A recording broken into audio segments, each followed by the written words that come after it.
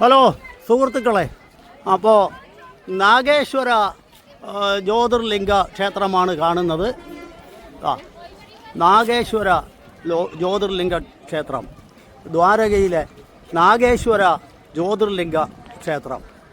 അപ്പോൾ ആ ക്ഷേത്രത്തിൻ്റെ ഗോപുരം കാണാം.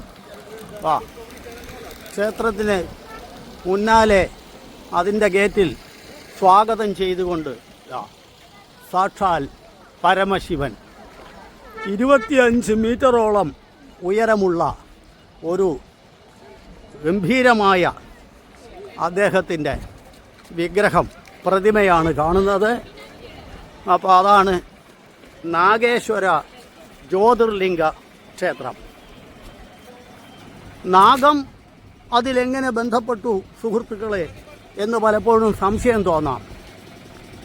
പരമശിവൻ എന്ന് പറയുന്നത് നീലകണ്ഠനാണ്. പാലാഴി മഥന സമയത്ത് പല വിശിഷ്ട വസ്തുക്കളും, അമൃത് ഉൾപ്പെടെയുള്ള, ലക്ഷ്മീദേവി ഉൾപ്പെടെയുള്ള പല വിശിഷ്ട വസ്തുക്കളും ഉയർന്നു വന്ന കൂട്ടത്തിൽ കാളകൂട വശവും വന്നു. വാസുകി എന്ന് പറയുന്ന സർപ്പം കാളകൂട വിഷം ഛർദ്ദിച്ചപ്പോൾ അത് തൻ്റെ കൈകളിൽ ഏറ്റുവാങ്ങി. അത് ഭൂലോകത്ത് വീണാൽ ഭൂലോകം നശിക്കും, സ്വർഗത്ത് വീണാൽ സ്വർഗം നശിക്കും, പാതാളത്തിൽ വീണാൽ പാതാളം നശിക്കും. അപ്പോൾ അതൊന്നും തന്നെ നശിക്കാൻ പാടില്ല. അതുകൊണ്ട് അത് കൈകളിൽ ഏറ്റുവാങ്ങി അത് പാനം ചെയ്യുകയാണ് ഉണ്ടായത്. അപ്പോൾ താഴോട്ട് പോയാൽ ശിവൻ നശിക്കും. അപ്പോൾ അതുകൊണ്ട് പാർവതി കഴുത്തിൽ പിടിച്ചു, താഴോട്ടിറങ്ങാതെ. പക്ഷേ അപ്പോൾ ഛർദ്ദിച്ചു കഴിഞ്ഞാൽ ലോകം നശിക്കും. അപ്പോൾ വിഷ്ണു വന്ന് വായിലും പിടിച്ചു. അങ്ങനെ അത് കണ്ഠത്തിൽ തളം കെട്ടി നിന്നു. അങ്ങനെ അദ്ദേഹത്തിൻ്റെ കണ്ഠം നീല നിറമായി. അതാണ് നീലകണ്ഠൻ. ആ നീലകണ്ഠൻ്റെ സ്ഥൂലകായ പ്രതിമ, 25 മീറ്റർ വലിപ്പമുള്ള സ്ഥൂലകായ പ്രതിമയാണ് കാണുന്നത്. അദ്ദേഹത്തിൻ്റെ ക്ഷേത്രമാണ് നാഗേശ്വര. നാഗത്തിൻ്റെ വിഷം ഏറ്റുവാങ്ങി ലോകത്തെ രക്ഷപ്പെടുത്തിയ നാഗേശ്വര ജ്യോതിർലിംഗ ക്ഷേത്രം. അത് കാണാനാണ് പോയിക്കൊണ്ടിരിക്കുന്നത് സുഹൃത്തുക്കളെ. മൊബൈൽ കടത്തി വിടുമോ എന്നറിഞ്ഞുകൂടാ. കടത്തി വിടുമെങ്കിൽ ബാക്കി വിശേഷങ്ങൾ പങ്കുവയ്ക്കാം. അപ്പോൾ ഗംഭീരമായ ഒരു ഗേറ്റിലൂടെ നമ്മുടെ സുഹൃത്തുക്കളൊക്കെ അകത്തേക്ക് കടന്നു.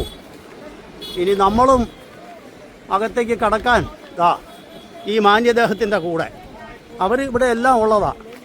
അവരും നമ്മളെ മനുഷ്യരെ പോലെ തന്നെ, മനുഷ്യരെക്കാൾ സ്വാതന്ത്ര്യത്തോടു കൂടി നമ്മുടെ ഇടയിൽ വിരാജിക്കുന്ന മാന്യദേഹങ്ങളാണ് അവർ. അവർക്ക് അത്യാവശ്യം ഭക്ഷണവും കാര്യങ്ങളൊക്കെ ഉണ്ട് എന്ന് മാത്രമല്ല ടെൻഷൻ കുറവുമുണ്ട്. നമുക്കാണെങ്കിൽ ടെൻഷൻ വരണം, മൊബൈൽ എടുക്കണം, നമ്മുടെ സുഹൃത്തുക്കളെ കാണിക്കണം, 100 ടെൻഷനാണ്. ഇത് ഏതുമേ ഇല്ലാതെ സുഖമായി ഇവിടെ കിടന്ന് അയവിട്ടുന്ന മാന്യദേഹങ്ങളെ നമുക്ക് കാണാം. പിന്നെ ശിവൻ്റെ വാഹനം, ശിവനും ഒരു വാഹനമാണ് നന്ദി ബുൾ. അതുകൊണ്ട് നന്ദിയെയും ഇതുപോലെയുള്ള പശു വർഗത്തിൽപ്പെട്ട ജീവജാലങ്ങളെ, കാളകളെ, മൂരികളെ എല്ലാം വളരെ ആരാധനയോടും ബഹുമാനത്തോടും കാണുന്ന ഒരു സംസ്കാരമാണ് ഇവിടെ ഉള്ളത്. ഇനി അതല്ലെങ്കിൽ പോലും ഇവരെ നമ്മൾ ബഹുമാനിക്കുന്നതിൽ തെറ്റില്ല. കാലാകാലങ്ങളായി പാല് നൽകിയും അതുപോലെ നമ്മുടെ നിലമുഴുതും ഒക്കെ നമ്മളെ സഹായിക്കുന്ന, നമ്മുടെ കൂടെ ജീവിക്കുന്ന, നമുക്കൊരു ഉപദ്രവവും ചെയ്യാത്ത, ഗുണം മാത്രം ചെയ്യുന്ന മാന്യദേഹങ്ങൾ കണ്ടോ. അദ്ദേഹത്തിൻ്റെ നിൽപ്പ് തന്നെ എന്ത് ഐശ്വര്യമെന്ന് നോക്കിക്കൊള്ളണം. അപ്പോൾ അവരെ ഒന്ന് ബഹുമാനിച്ചതുകൊണ്ട് തെറ്റൊന്നുമില്ല. അവർ ബഹുമാന്യർ തന്നെയാണ്. നമ്മളെപ്പോലെ ജീവിക്കാൻ അവർക്കും ഇവിടെ അർഹതയുണ്ട്. ശിവൻ, അദ്ദേഹത്തിൻ്റെ കഴുത്തിൻ്റെ ആഭരണം എന്ന് പറയുന്നത് നാഗേശ്വരനാണ്. ശിവൻ ഉണ്ടോ.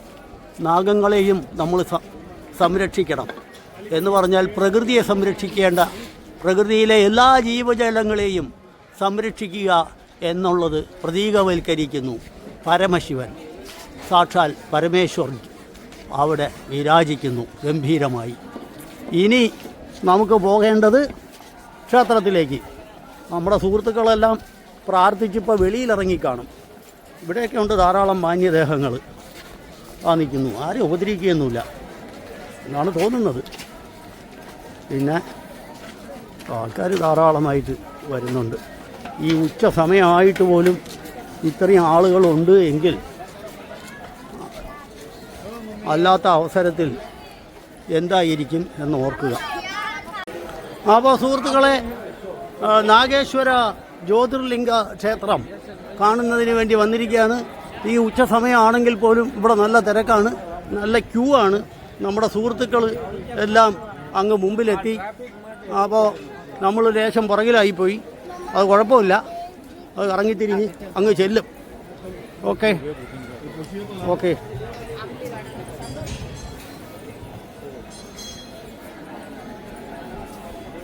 നാഗേശ്വര ജ്യോതിർലിംഗ ക്ഷേത്രം കാണുന്നതിന് വേണ്ടി വന്ന ആൾക്കാരാണ്. ഉച്ച സമയത്ത് പോലും നല്ല തിരക്കാണ്. അപ്പോൾ ഇതിലെ ക്യൂ നിന്ന് പോകണം. ക്യൂ തിരക്ക് നിയന്ത്രിക്കാൻ വേണ്ടി ചെയ്തിരിക്കുന്ന സംവിധാനമാണിത്. അപ്പോൾ അതെന്തായാലും കൊള്ളാം. തിരക്കി ആളുകൾ ബുദ്ധിമുട്ടുന്നതിനേക്കാളും ഇതാവുമ്പോൾ തിരക്കില്ലാതെ പോകാൻ പറ്റും.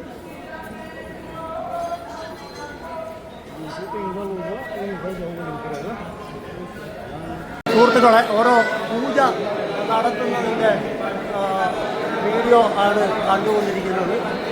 അപ്പോൾ ഇങ്ങനെ വിവിധങ്ങളായ പൂജകളാണ് ഈ നാഗേശ്വര ജ്യോതിർലിംഗ ക്ഷേത്രത്തിൽ നടക്കുന്നത്. 3 ലോകങ്ങളെയും രക്ഷിക്കുന്നതിന് വേണ്ടി കാളകൂടം വിഷം ഏറ്റുവാങ്ങി പാനം ചെയ്ത് കണ്ഠത്തിൽ എത്തിക്കുകയും അത് അങ്ങനെ നീലകണ്ഠനായി മാറുകയും ചെയ്ത നീലകണ്ഠ സ്വാമി പരമേശ്വർ ജി അദ്ദേഹത്തിൻ്റെ പ്രതിഷ്ഠയാണ്. അപ്പോൾ അതിൻ്റെ വിശേഷങ്ങളാണ് കാണുന്നത്. ഇവിടെ മൊബൈൽ അകത്തെടുക്കാൻ പറ്റുമോ എന്ന് എനിക്കറിയത്തില്ല. എന്തായാലും ആരും ഒന്നും ഇതുവരെ പറയാത്തത് കൊണ്ട് നമ്മളങ്ങ് എടുത്തുകൊണ്ട് പോവുകയാണ്. എടുക്കാൻ പറ്റുമോ എന്നുള്ള കാര്യം വളരെ സംശയമാണ്. ചോദിച്ചു കഴിഞ്ഞാൽ വേണ്ടെന്ന് പറയും. അപ്പോൾ അതുകൊണ്ട് നമ്മൾ ചോദിക്കണില്ല, അങ്ങനെ എടുത്തുകൊണ്ടങ്ങ് പോവാം. ഏതെങ്കിലും ഒരു സന്ദർഭത്തിൽ അവർ പറയും അതങ്ങ് നിർത്തിക്കോളാൻ. അപ്പം നമുക്കതങ്ങ് നിർത്തുകയും ചെയ്യാം. അപ്പോൾ സുഹൃത്തുക്കളെ, ഇവിടെ വിവിധങ്ങളായ പൂജകളാണ് സുഹൃത്തുക്കളെ നടക്കുന്നത്. ഇതാ നന്ദി പൂജ, നന്ദി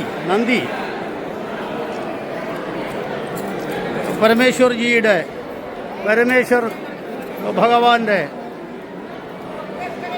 വാഹനമായ നന്ദി, ആ നന്ദിയുടെ പൂജ നടക്കുന്നു. അപ്പോൾ അതാണ്, അങ്ങനെ പൂജ ചെയ്തു കഴിഞ്ഞാൽ അതിൻ്റേതായ പുണ്യപ്രവൃത്തി ഭഗവാന്റെ വാഹനവും അതേപോലെ പുണ്യം ആണ്. അതാണ് കാണുന്നത്. വളരെ മനോഹരമായ പ്രതിമ. ഭക്തിയോടുകൂടി അവർ അതിനെ പൂജിക്കുന്നു. അവർക്ക് പുണ്യം കിട്ടി എന്ന വിശ്വാസത്താൽ അവർ പോകുന്നു. വിശ്വാസം തന്നെ വലിയ കാര്യം. ഇവിടെയൊക്കെ വിവിധ സ്ഥലങ്ങളിൽ വിവിധ പൂജകൾ നടക്കുന്നുണ്ട്. എല്ലാം കാണിക്കാൻ നിവൃത്തിയില്ല. കാരണം ആക്ച്വലി ഇതിനകത്ത് അലോ ചെയ്യുമോ പാർവതി പൂജ, പിന്നെ ശിവൻ്റെ പൂജ ഒരു സ്ഥലത്ത് നടക്കുന്നുണ്ട്. അത് എടുക്കാൻ നിവൃത്തിയില്ല. അത് ചിലപ്പോൾ അവർ മൊബൈൽ പിടിച്ചു വാങ്ങും. അപ്പോൾ അതുകൊണ്ട് തൽക്കാലം ആ സാഹസം വേണ്ട. അപ്പോൾ ഇതാണ് നാഗേശ്വര ജ്യോതിർലിംഗ ക്ഷേത്രത്തിൻ്റെ വിശേഷങ്ങൾ. ഈ ഉച്ച സമയത്ത് പോലും അതിഗംഭീരമായ തിരക്കാണ്. ഓക്കെ. അപ്പോൾ സുഹൃത്തുക്കളെ, നാഗേശ്വര ജ്യോതിർലിംഗ ക്ഷേത്രം, അപ്പോൾ അതിൻ്റെ പരിസര പ്രദേശത്തു കൂടെയാണ് നടക്കുന്നത്. നല്ല ഐശ്വര്യമുള്ള ഒരു പ്രകൃതിയാണ്. ആൾക്കാർ ഇങ്ങനെ നടക്കുന്നുണ്ട്. നമ്മുടെ യാത്രയിലെ അംഗങ്ങളാണ് അങ്ങ് മുന്നാലെ പോകുന്നത്. കുറേ മുന്നിലാണ്, ഇവിടെയെങ്ങുമല്ല. അപ്പോൾ നല്ല മനോഹരമായ പ്രകൃതിയാണ്. ഇത് കാണേണ്ട കാഴ്ച തന്നെയാണ്. കണ്ടോ, ക്ഷേത്രവുമായി ബന്ധപ്പെട്ട് കുളം, നല്ല കാറ്റുമുണ്ട്. ഈ നട്ടുച്ച സമയത്തും അധികം ചൂടില്ല. മനോഹരമായ ഒരു പ്രദേശത്താണ് ഈ ക്ഷേത്രം നിലകൊള്ളുന്നത്.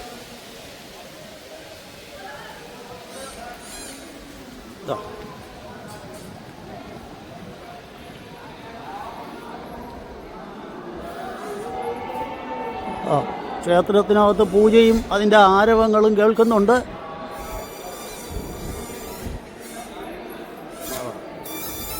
ക്ഷേത്രത്തിന് ചുറ്റാലെ നടന്നുകൊണ്ടിരിക്കുന്നു.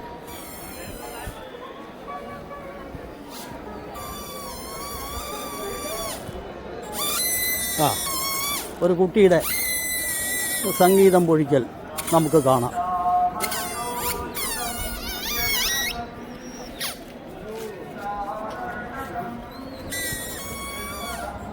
ഓക്കെ, അപ്പോൾ അതങ്ങനെ കുട്ടികൾ വലിയവരും എല്ലാം വളരെ സന്തോഷത്തോടു കൂടി സംതൃപ്തിയോടുകൂടി പ്രദക്ഷിണം ചെയ്തുകൊണ്ടിരിക്കുന്നു. മോക്ഷമോ സമാധാനമോ എന്താ ലഭ്യമാകുന്നതെന്ന് വച്ചാൽ അത് കിട്ടി എല്ലാവരും തിരിച്ചു പോകുകയും ചെയ്യുന്നു. അതാണ് വീണ്ടും ഒരിക്കൽ കൂടെ കാണുന്നതിൽ തെറ്റില്ല. ഓക്കെ. ഹലോ പ്രിയ സുഹൃത്തുക്കളെ, ഗോമതി നദി സമുദ്രത്തിൽ പതിക്കുന്ന ഭാഗമാണ്. ഗോമതി നദി അറബിക്കടലുമായി സംഗമിക്കുന്ന ഗോമതി സംഗമം. അറബിക്കടൽ സിന്ധു സാഗർ എന്നറിയപ്പെട്ടിരുന്ന ഇപ്പോൾ അറബിക്കടൽ എന്ന് വിളിക്കുന്ന അറബിക്കടലാണ് കാണുന്നത്. അതിൽ ഗോമതി നദി വന്ന് പതിക്കുന്നു, അഴിമുഖം. അപ്പോൾ ഈ പ്രത്യേകതയുള്ള സ്ഥലമാണ് ദ്വാരക. ചന്ദന പുറിയണിഞ്ഞു ഗോമതിയായവൾ മുന്നിൽ വന്നു. അപ്പോൾ ആ ഗോമതി നദിയാണ് കാണുന്നത്.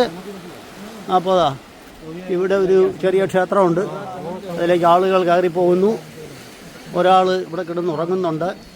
നേരത്തെ അകത്തൊക്കെ പോയിട്ട് വന്ന ആളാണ് ഈ കിടക്കുന്നത്. അപ്പോൾ അതിവിടെ അങ്ങനെ വലിയ പ്രശ്നമൊന്നുമില്ല. അവരും നമ്മളെ ഇടയിൽ കൂടെ ഇങ്ങനെ നടക്കും. അപ്പോൾ ഗോമതി നദി തീരത്തു കൂടി ഇങ്ങനെ നടക്കുമ്പോൾ സുഹൃത്തുക്കളെ, ഇന്നലെ ദ്വാരകാധീഷ് ക്ഷേത്രത്തിൽ പോയിരുന്നു. ദ്വാരകാധീഷ് പക്ഷേ മൊബൈൽ എടുക്കാൻ പറ്റിയില്ല. ആ പരിസരത്തെങ്ങും മൊബൈലും കൊണ്ട് പോകാൻ പറ്റില്ല. മൊബൈൽ സറണ്ടർ ചെയ്തിട്ട് മാത്രമേ അകത്ത് കയറാൻ പറ്റുള്ളൂ. അപ്പോൾ സുരക്ഷാ ഭീഷണികൾ ഉള്ളതുകൊണ്ടാണ്. അപ്പോൾ ആയതുകൊണ്ട് യാതൊന്നും തന്നെ എടുക്കാൻ പറ്റിയില്ല.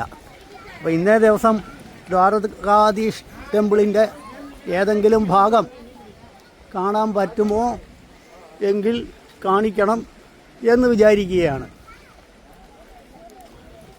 ഇവിടെ ധാരാളം പക്ഷികൾ പറക്കുന്നുണ്ട്. സീകൾ ആണ്. അപ്പോൾ മത്സ്യങ്ങൾ ഉള്ള ഭാഗങ്ങളിലാണ് ഇവർ വരുന്നത്.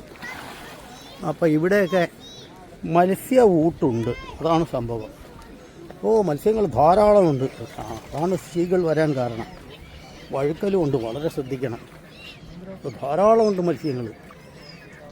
അപ്പോൾ മത്സ്യബന്ധനം നിരോധിച്ചിരിക്കുകയാണെന്ന് തോന്നുന്നു, ഈ ക്ഷേത്രവുമായി ബന്ധപ്പെട്ടായതുകൊണ്ട്.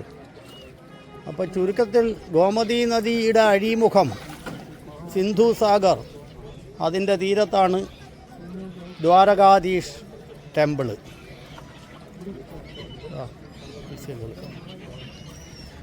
മത്സ്യങ്ങൾ അവയെ ഭക്ഷിക്കുന്നതിന് വേണ്ടി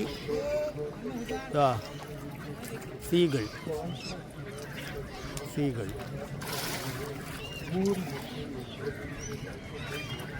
അപ്പോൾ മത്സ്യങ്ങളെ ഊട്ടുക എന്ന് പറയുന്ന പുണ്യപ്രവൃത്തി നടന്നുകൊണ്ടിരിക്കുന്നു. മത്സ്യങ്ങൾ ഭക്ഷണം കഴിച്ചുകൊണ്ടിരിക്കുന്നു. അവയെ ഭക്ഷിക്കുന്നതിന് വേണ്ടി സ്ത്രീകൾ അങ്ങനെ ഒരാവാസ വ്യവസ്ഥ സംജാതമാകുന്നു. അപ്പോൾ അതാണ് കാണുന്നത്. സുഹൃത്തുക്കളെ, ദ്വാരകാധീഷ് ടെമ്പിൾ ഇന്നലെ സന്ദർശിച്ചുവെങ്കിലും ഫോട്ടോ എടുക്കാൻ സാധിച്ചില്ല. കണ്ടോ ആളുകൾ ഗോക്കൾ അവരുകളിവിടെ വളരെ സ്വാഭാവികമായി തന്നെ മനുഷ്യർക്കൊപ്പം ജീവിതം മുന്നോട്ട് നീക്കുന്നു, കൂളായി ജീവിക്കുന്നു, യാതൊരു ടെൻഷനും ഇല്ലാതെ അവയ്ക്ക് ആവശ്യമുള്ള ഭക്ഷണം കിട്ടുകയും ചെയ്യും. അപ്പോൾ അങ്ങനെയാണ് സംഭവങ്ങളുടെ. അപ്പോൾ ഇവിടെയൊക്കെ തന്നെയും മത്സ്യങ്ങൾ ധാരാളമുണ്ട്, അവയെ ഭക്ഷിക്കാൻ സ്ത്രീകളുണ്ട്. അപ്പോൾ ഗോമതി തീരത്ത് കൂടി, നദീതീരത്തു കൂടി നടക്കുകയാണ്. അപ്പോൾ ദ്വാരകാധീഷ് എന്ന് പറഞ്ഞാൽ ദ്വാരകാധീശൻ്റെ ക്ഷേത്രം. ദ്വാരകാധീശൻ എന്ന് പറയുന്നത് ശ്രീകൃഷ്ണനാണ്. ശ്രീകൃഷ്ണൻ ദ്വാരക എന്ന് പറയുന്ന ഈ ഭാഗത്തെത്തിയപ്പോൾ സിന്ധുസാഗർ എന്ന അറബിക്കടൽ 12 യോജന സ്ഥലം അനുവദിച്ചു, അതായത് ഉയർത്തിക്കൊടുത്തു, ശ്രീകൃഷ്ണന് വേണ്ടി സംഭാവന ചെയ്തു. അങ്ങനെ ശ്രീകൃഷ്ണൻ ദ്വാരകയിലെ ചക്രവർത്തിയായി വിരാജിച്ചു. 12 യോജന എന്ന് പറയുമ്പോൾ 96 ചതുരശ്ര കിലോമീറ്റർ വരും. ഒരു യോജന എന്ന് പറഞ്ഞാൽ 8 ചതുരശ്ര കിലോമീറ്ററാണ്. സ്ത്രീകൾ കണ്ടോ. മധുരയിൽ കംസനെ വധിച്ച ശേഷം, യുദ്ധത്തിൽ പരാജയപ്പെടുത്തി വധിച്ച ശേഷം ശ്രീകൃഷ്ണൻ നേരെ ദ്വാരകയിലേക്ക് വരുന്നു. അപ്പോൾ ഇവിടെ സിന്ധുസാഗർ എന്ന അറബിക് സമുദ്രം അദ്ദേഹത്തിന് 12 യോജന ഭൂമി സംഭാവന ചെയ്യുന്നു. അങ്ങനെ ഇവിടെ ഒരു രാജ്യം കെട്ടിപ്പടുക്കുകയും അദ്ദേഹം ഇവിടുത്തെ ചക്രവർത്തിയായി വിരാജിക്കുകയും ചെയ്തു. സുഹൃത്തുക്കളെ, സ്ത്രീകളിനെ അടുത്ത് കാണാം. അത് വേറെ സ്ത്രീകൾ ഒരു കൊച്ചുകുട്ടി സ്ത്രീകളിനെ ക്ഷണിക്കുന്നു. അത് വേണമെങ്കിൽ വന്ന് കൊത്തിക്കൊണ്ട് പോകും. ഹായ് ഹായ് ഹായ് അല്ല സ്ത്രീകൾ. അപ്പോൾ ഇവിടെ പക്ഷികൾ പോലും മനുഷ്യനുമായി എത്ര ഇണക്കമെന്ന് നോക്കിക്കൊള്ളണം. ഇതൊന്നും വളർത്തുന്ന പക്ഷിയല്ല, ഇത് എല്ലാം തന്നെ അല്ല, ഇതൊക്കെ കടൽ പക്ഷിയാണ്. ഇവ അങ്ങനെ ആരോടും ഇണങ്ങുന്നതല്ല. പക്ഷേ ഇവിടെ വളരെ ഇണക്കത്തിൽ അവറ്റകൾ വന്ന് കഴിച്ചുകൊണ്ടിരിക്കുകയാണ്. ആണോ, എന്തോ മിക്സർ പോലെയുള്ളൊരു സാധനമാണ്, മധുരസേവ പോലെയുള്ളത്. അപ്പോൾ മീനിനെ കഴിക്കാം, ഇതേപോലെയുള്ള മധുരസേവ കൊടുത്താൽ അത് കഴിക്കും. അപ്പോൾ അതുകൊണ്ട് എല്ലാം കൊണ്ടും ഒരു കൊച്ചു കുട്ടി ഇവിടെ ഒന്ന് കൊടുക്കുന്നു. അതൊന്ന് കഴിക്കണണ്ട.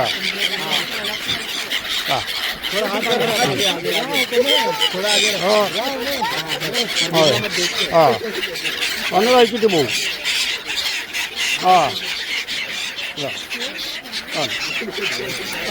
എന്താണ് ഇതൊക്കെയാണ് കാണാനുള്ള കാഴ്ചകൾ. ഇതൊക്കെ പ്രകൃതിയിൽ നേരെ കാണുന്നതിൽ സൂവിൽ വളർത്തിയിട്ട് കൊടുക്കണതല്ല. ഇതൊക്കെ സ്വാഭാവികമായിട്ട് ഇന്ന് പോരുകയാണ്.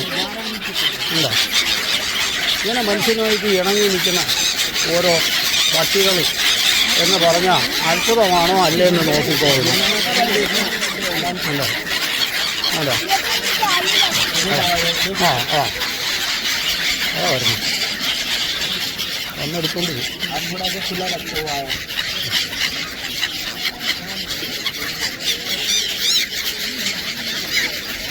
അപ്പോൾ അതാണ് കാഴ്ചകൾ. ഹലോ പ്രിയ സുഹൃത്തുക്കളെ, ഇന്നലെ നമ്മൾ കണ്ടു എന്ന് പറഞ്ഞ ദ്വാരകാധീഷ് ടെമ്പിൾ അല്ലാതെ മറ്റൊന്നുമല്ല ഈ കാണുന്നത്. അതായത് ദ്വാരകാധീഷ് ടെമ്പിൾ, ദ്വാരകാധീശൻ്റെ ക്ഷേത്രം. ദ്വാരകാധീശൻ എന്ന് പറഞ്ഞാൽ ദ്വാരകാധീശൻ ശ്രീകൃഷ്ണനാണ്. ദ്വാരക അറബിക്കടൽ 12 യോജന സംഭാവന ചെയ്തു ശ്രീകൃഷ്ണ ഭഗവാന് വേണ്ടി. 12 യോജന എന്ന് പറഞ്ഞാൽ 96 ചതുരശ്ര കിലോമീറ്റർ. അങ്ങനെ അവിടെ ഒരു യാദവരുടെ രാജ്യം അദ്ദേഹം സ്ഥാപിക്കുകയും അവിടുത്തെ ചക്രവർത്തിയാവുകയും ചെയ്തു.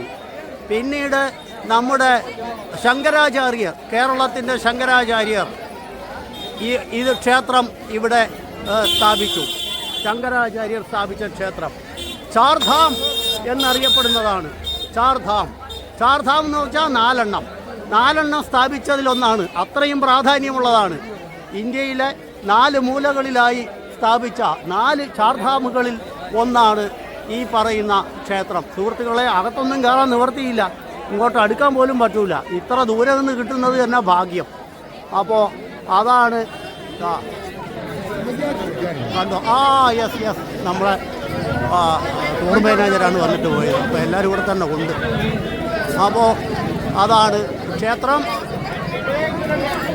ചാർധാം. ശങ്കരാചാര്യർ സ്ഥാപിച്ച ക്ഷേത്രം ചാർധാം. 4 സ്ഥാപിച്ചതിൽ 1 പുരി ജഗന്നാഥ ക്ഷേത്രം, 2 ബദരീനാഥ് ക്ഷേത്രം, 3 രാമേശ്വരം, 4 ഇത് തന്നെയാണ് ദ്വാരകാധീഷ് ക്ഷേത്രം. അങ്ങനെ 4 ഉള്ളതിൽ ഒന്നാണ്. അത്രയും പ്രാധാന്യമുള്ളതാണ് ഈ ക്ഷേത്രം. ഇത് ശ്രീകൃഷ്ണ ക്ഷേത്രമാണ്, ദ്വാരകാധീശൻ്റെ ക്ഷേത്രമാണ്. സ്ഥാപിച്ചത് ജഗദ്ഗുരു ആദിശങ്കരൻ. ഭജ ഗോവിന്ദം ഭജ ഗോവിന്ദം ഗോവിന്ദം ഭജ മൂഢമതേ എന്ന് ഉദീരണം ചെയ്ത നമ്മുടെ ജഗദ്ഗുരു ആദിശങ്കരൻ. പുനരഭി ജനനം പുനരഭി മരണം പുനരഭി ജനനി ജഠരേ ശയനം എന്ന് പറഞ്ഞ ജഗദ്ഗുരു ആദിശങ്കരൻ സ്ഥാപിച്ചത്. ജഡലേ മുഞ്ചിതകേശ കാഷായാംബര ബഹുകൃതവേഷ പശ്യനഭിമതി പശവിമൂഢ ഉദരനിമിത്തം ബഹുകൃതവേഷ ഭജ ഗോവിന്ദം ഭജ ഗോവിന്ദം ഗോവിന്ദം ഭജ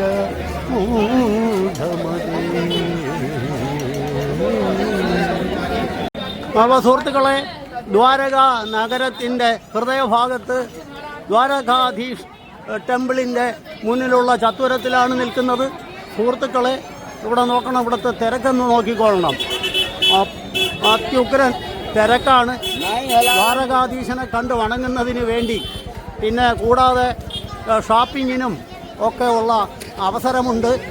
അപ്പോൾ ദ്വാരക എന്നത് നേരത്തെ സൂചിപ്പിച്ചതുപോലെ ഗോമതി നദിയുടെ സംഗമസ്ഥാനത്ത് ഗോമതി നദിയും സിന്ധുസാഗർ എന്ന അറബിക്കടലും കച്ച് ഉൾക്കടലും സംഗമിക്കുന്ന ഭാഗത്താണ് ദ്വാരകാ നഗരം.